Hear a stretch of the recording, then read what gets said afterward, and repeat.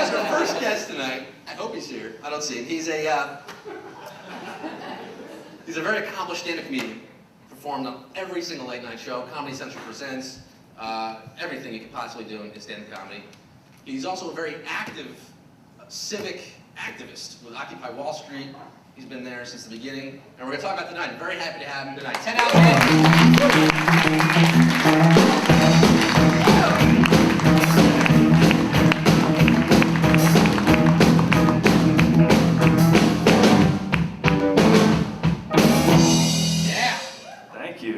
Good to see you, man. Good to see you too. Glad you made it.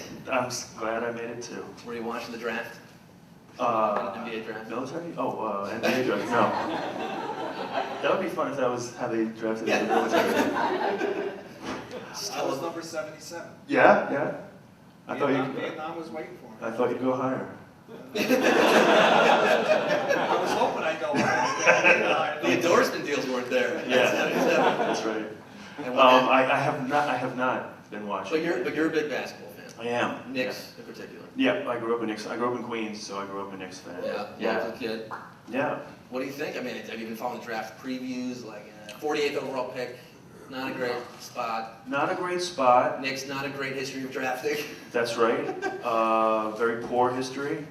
Frederick Weiss is all I gotta say. Frederick Weiss, yeah. If those Anybody? of you who are not basketball fans. Apparently everybody here. Yeah. By the pin drop you can hear. Or very knowledgeable fans, and the mention of Frederick Weiss makes them sad. That's true. I'll tell you a little bit about him. He's a Frenchman, a 7-foot Frenchman, that the Knicks drafted in, I guess it was the mid-90s, late 90s, 99. They passed on local favorite out of St. John's, Ron Artest, who is now Meta World Peace. And they drafted this Frenchman, Frederick Weiss, who immediately disappeared, only to resurface when Vince Carter literally jumped over him. Look it up online. His crotch went over a 7-footer's head, and he dunked on him. It's such an amazing. Look it up. Frederick Weiss dunked on by Vince Carter, and I swear you'll thank me. Yeah, never played a single game with the Knicks. Never played in the NBA. Yeah. No. It's worth noting that Frederick Weiss did have a decorated military career. He was drafted very high on that as well. Oh, yeah. In the Balkans? Where did he serve? Well, you're a basketball fan, you're also a basketball player. We actually met, I think, playing basketball at the Astoria Basketball Association, ABA. You always wore the best outfits. Yeah, I did actually. Because you would wear like these retro, he would wear like a headband and like ABA sweatbands, high socks. Well, I'm trying to make it try to look good. Yeah. Well, you gotta have something to, to back up the zero talent. You gotta have, appearances are everything, Yeah. No, it took us a few weeks to figure it out. That was a strange time. I was new to the city, doing stand-up, and it was a great thing. Dan Allen, another comedian, started this league, and it's like, honestly, because you're one of the guys who I had seen on TV, had been a fan of, and then it's like, I'm playing basketball, I'm guarding you. That was a cool moment, man. It was cool to just be thrown into that situation, and Big J. Okerson, yes, guy. Yeah, Big J. It's some guys who started, Nate Bargatze, another comedian who's now doing big things. Yeah, the ABA, the Astoria Basketball Association, we do have a Facebook page. Yeah, it's a pretty accomplished crew there. You've done like basically every late night talk show, and Letterman. How many times have you done Letterman now? 4 times. 4 times. Yeah. Are you friends with Dave now? No, I'm not friends with Dave. I wouldn't say that. I don't think he would either. But yeah, no. Nevertheless, it's nice to have done it 4 times. It was kind of interesting because I did it, I think, in my early 30s for the first time, and it was a thrill, as you would imagine. It's kind of a validation. It almost feels like graduation day, like now I'm a real comedian, I'm doing Letterman. Yeah. Well, now, I think tonight. Yeah, well, now you're a real comedian. This is my postgraduate doctoral, yeah. This is it, yeah.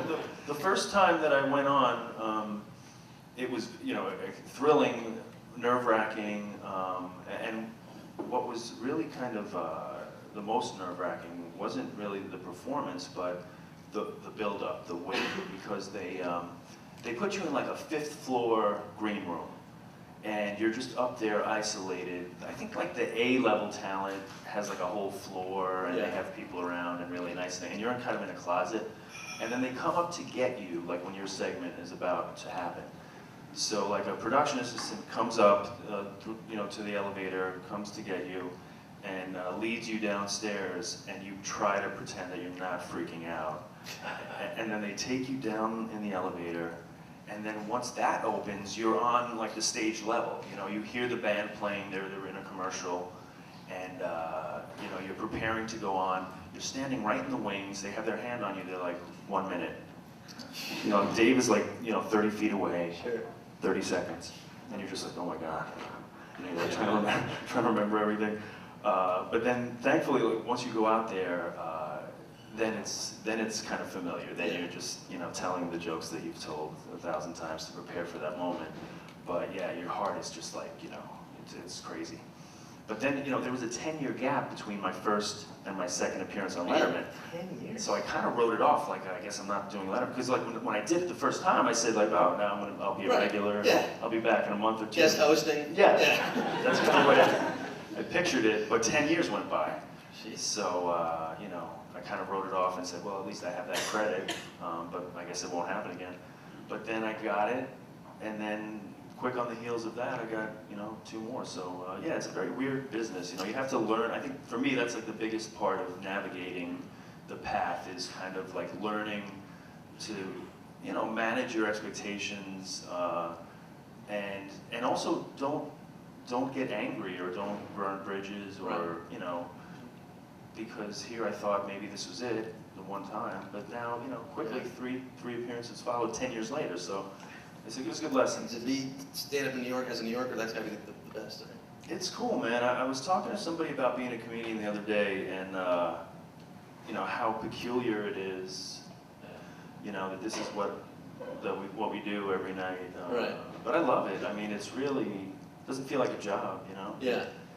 It's just, you get to go fascinating places. I've traveled all over the That's world. right. South Africa recently. Yeah, I went to South Africa with Giannis Pappas. Yeah, we did like a safari, and I got bit by a lion cub on my shoulder.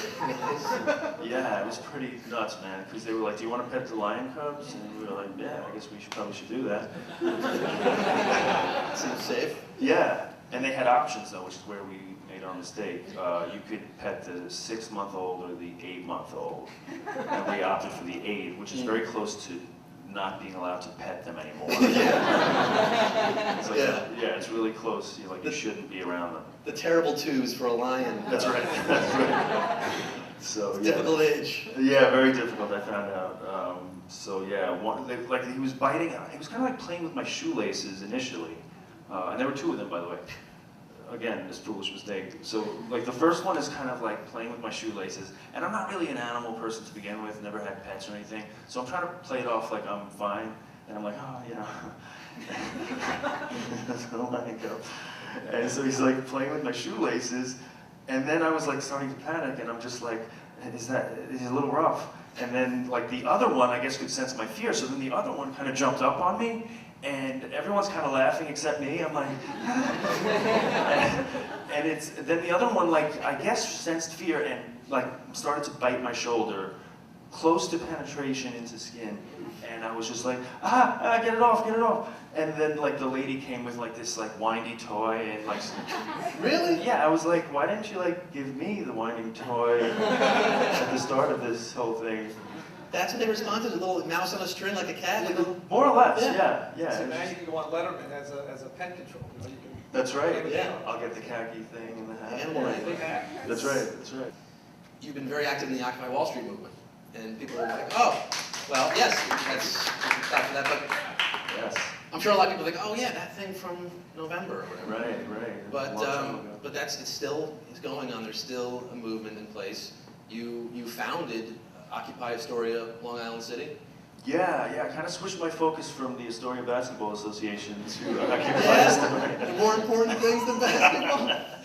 No, it was really fascinating. What happened for me was I went down to Zuccotti Park a couple days after Occupy Wall Street had begun, just out of curiosity. I read about it in the paper.